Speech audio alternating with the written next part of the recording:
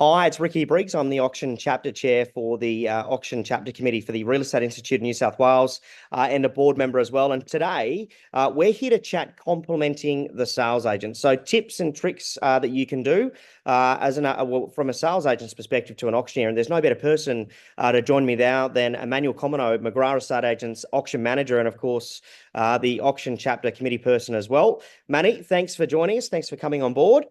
Thank you for having me. Complementing the sales agent. So things that are both, let's talk about this in a vice versa approach, right? Let's talk about what an auctioneer can do to further enhance the overall auction platform on auction day for the sales agent, and vice versa, what the sales agent can do in order to assist the auctioneer. Let's talk about auctioneers and sales agents first, Manny. Have you got any hints, tips or tricks after, the hundreds and thousands of auctions that we've called? What would be the number one thing that you see on a daily basis at auctions?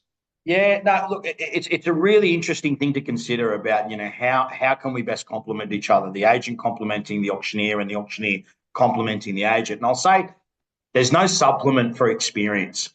And so I think that, it's really important if you're able to build a long and lasting relationship with your auctioneer. That is only going to better serve you, your clients, and of course your buyers into the future.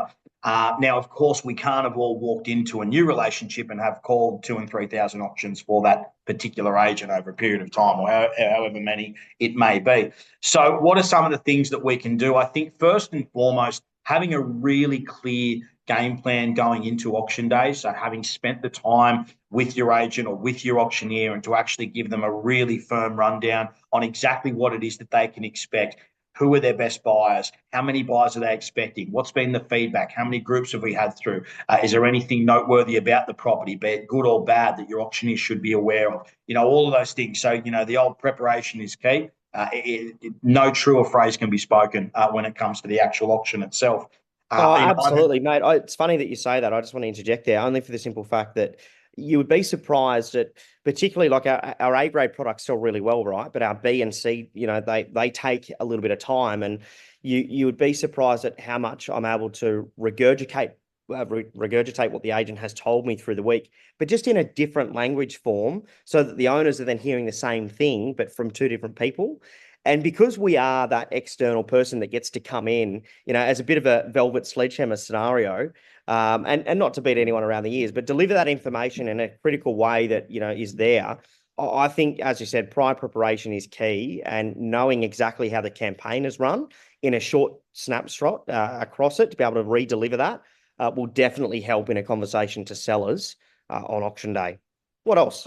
100% agree with you, and I think it's a really important moment through a marketing campaign of a property. You've got to remember that up until that point, the owners have only been told about the market. It's been explained to them by the agent. And the difference in the transition there on auction day is we go from telling them about the market to actually showing them.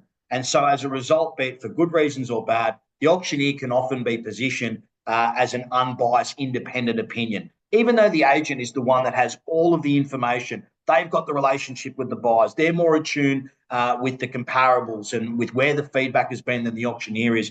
The perception from the vendor, and as I said, for better or worse, in not all cases, but most, is that the auctioneer is an independent voice. And so if you're able to mirror and complement what the agent has been saying right the way through, in a lot of cases, you will see a significant shift around mindset, and in a lot of cases, price on auction day. Fantastic. That is exceptional. So we talk about, let's go to auction day now, and we're in the middle of an auction. What can we do as auctioneers to further complement a sales agent in that scenario? Yeah, look, I think spatial awareness is probably the most important thing, having a good understanding that works both ways around if your auctioneer is getting really good buy-in and getting a response from a particular buyer that they have engaged with during the auction. The great agents that I work with will recognise and identify that, and they will go and speak and focus their efforts and energy onto another buyer. Equally so, if what I as an auctioneer is saying is not landing on a particular buyer, then that agent will approach that particular buyer with whom they likely have a relationship with and try to convey the same message that I'm conveying, but perhaps in a different language that that particular buyer is more receptive to. Yes. Another example of that is during the start of an auction.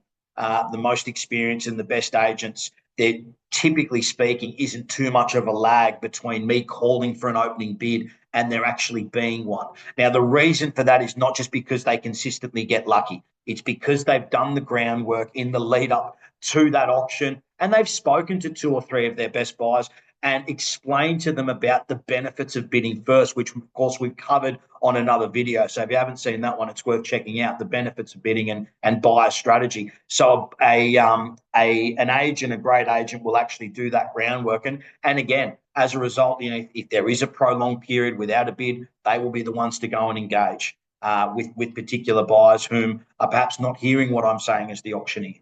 So we've now just turned the tables now. We're now moving into what a sales agent can do to be able to effectively assist the auctioneer in getting it off the ground. What are some of the other strategies that a sales agent can do? Apart from that fundamental relationship, knowing what each other's going to say and what those cue markers are, what are some of the things that a sales agent can do to assist the auctioneer in getting it from zero to reserve, getting it sold? Yeah, it's a really good question. I think both the agent and the auctioneer are equally as responsible for the momentum of the auction. Now, what I mean by that is, of course, it's incumbent upon us to keep the bidding flowing, to do everything we can to use the limited tools that we have in our tool belt to protect the momentum and thus protect the price of the property for the vendor for whom, of course, we're working. Now, part of that is every auction is going to reach its natural course and eventually the bidding will become exhausted.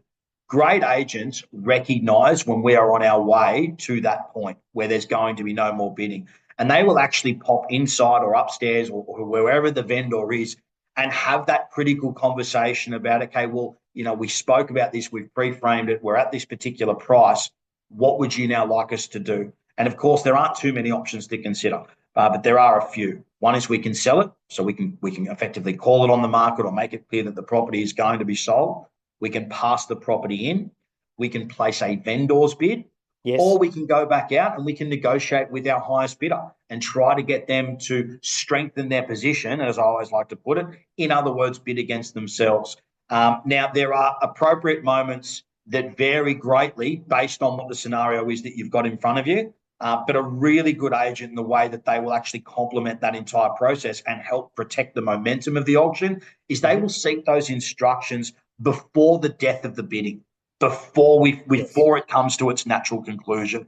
Because often what we see, and as we know, as an example, there are lots of bidders who, they will keep their hands in their pockets until the property is announced that it's definitely going to be sold, or in other words, we've hit the reserve price. And also, looking at it from the other point of view, if a great auctioneer explains the pass-in process and what that entails, and the fact that we will treat it with the highest bidder in that first instance, they will have the first right of refusal. That fear of loss can often be a really powerful tool to encourage someone who hasn't yet bid to bid. But we can't act on that until we've got those instructions from our agents. So again, how can you best complement your auctioneer in that particular instance? You can have world-class spatial awareness, know exactly who your strongest bidders are, and realize and recognize patterns in the auction and understand when it is about to or on its way to reaching its natural conclusion, at which point seek instructions, if you don't already have them. It's incredible that you've mentioned that because, over my, 14, 15 or 15 years now as an auctioneer, I've developed some key relationships with clients that they just ultimately know what the next step is. If I'm using a certain piece of dialogue, that they know to disappear to chat to the owner, or they know to go and have a further conversation with that buyer to keep momentum going. Because as you said, momentum is our friend. And as an auctioneer, once we lose that momentum, it's really hard to get it back. And momentum is often that point, that drives us from reserve to dream price. It's, we've got the bidders there. They all, as you said before, they know, they've employed their strategies. Basically, they're all roughly around the same price. However, from that, it's about us getting it from reserve price to dream price.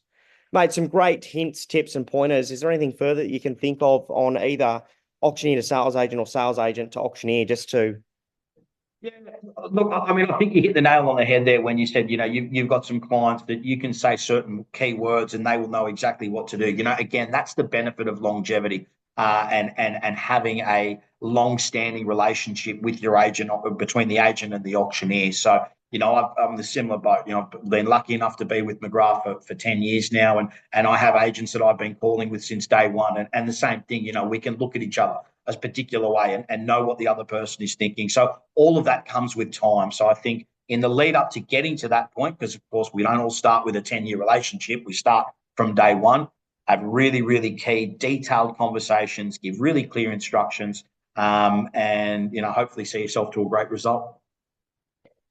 Manny, thank you so much. Some great insights there. Greatly appreciated, of course. That is complementing the sales agent, and the sales agent complementing the auctioneer on auction day as well. Thanks for joining us, mate. Always great tips as usual. We look forward to seeing you on the next one. Thanks, Ricky. Cheers.